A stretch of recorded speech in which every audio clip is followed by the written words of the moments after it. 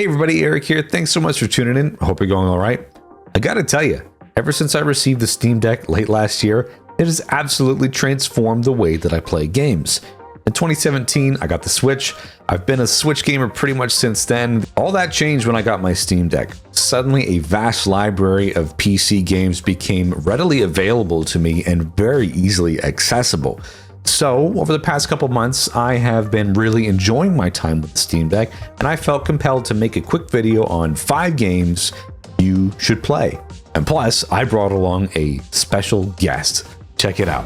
Final Fantasy VII Crisis Core. The origin story of Final Fantasy VII, the greatest game of all time, of course.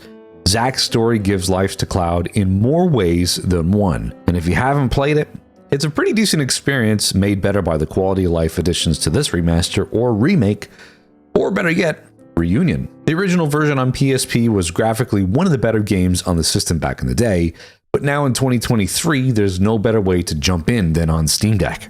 Crisis Core was developed in a way that you could play in smaller chunks for a mobile-minded audience. There are smaller areas to traverse when progressing the main story, and bite-sized missions that are fun to pick up and play, and totally optional, but highly recommended for the benefits you get when completing them. Graphically, it's amazing what's going on here, not to mention it runs at a solid 60 FPS straight away with no tweaks needed. What a joy! It even warrants a second playthrough with New Game Plus. Check it out. This one's actually a twofer. The classic games Clonoa Door to Phantomile and Lunatea's Veil recently made a comeback with ports to modern consoles, and let me tell you, I couldn't have been more excited. The original Clonoa on PlayStation 1 has such a friendly charm about it, and the gameplay is almost Kirby-like if you don't really have a point of reference for the game. You travel through different worlds with 2 stages per world and a boss battle at the end of the second level. It's loads of carefree pick up and play fun. Not only is the gameplay good, but the story, man, the story is great. And the ending of Clonoa actually left me in tears. What a ride. Lunatea's Veil is pretty much the same with the same gameplay, slight tweaks with level hazards, but it's just more of the same great Clonoa fun. Don't sleep on these games.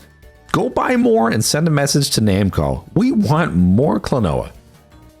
Next up is Spelunky.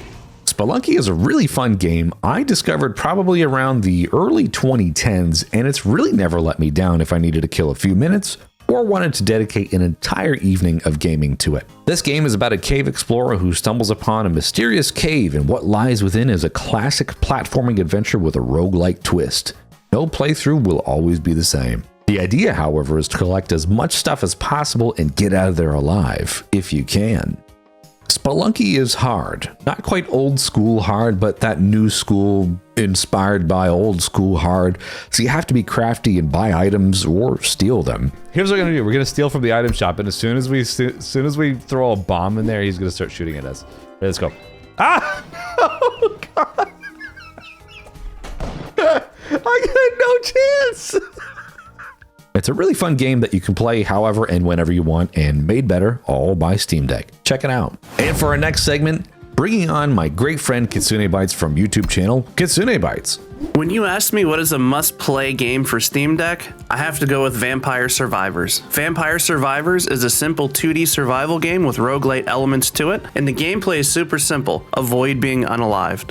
While you're avoiding being unalived, hordes of monsters are moving in on your position, and through leveling up, getting buffs, and new abilities, you're able to progress through the game. Vampire Survivors is one of those games where you keep saying, one more run, over and over, and just when you think you've experienced all the game has to offer you, you discover a new ability combo or one of the many secrets hidden in the game. A game like this is great for killing time on a flight, during a road trip, or when you want to tune out those around you. This game, Vampire Survivors, absolutely deserves to be in a top 5, and also deserves to be on your Steam Deck. Oh yeah, before I forget, Kitsune Bites and I are on a podcast together called Breakfast of Champions, a show dedicated to coffee, games, and life. Happens every week. Maybe we'll see you there. Last up is Super Kiwi 64. Super Kiwi 64 is a love letter to the classic N64 collectathons like Banjo-Kazooie, Mario 64, and even Donkey Kong 64. If you want a chilled out, no stress experience, then play this game.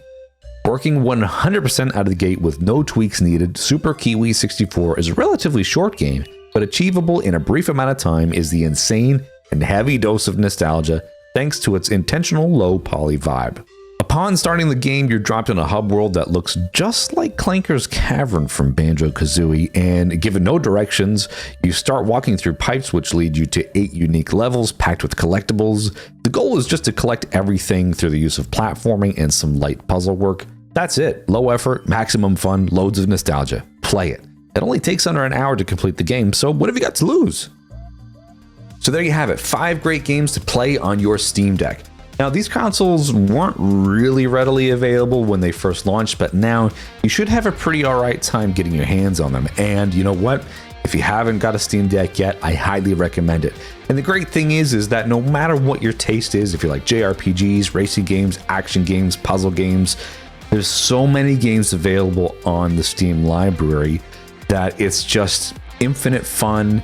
And it's also really cheap to grab the games on winter sales, summer sales, or any sales, even off Steam as well. So don't sleep on the Steam Deck if you don't have one. And if you do have one, let me know down below what games you're enjoying, or perhaps what your top 5 recommended Steam games that you've been playing are. There you go. Thanks so much for watching this video. Don't forget to check out Skitsune Bytes' YouTube channel. All the links will be down below. See you on the next video. Thanks so much for watching.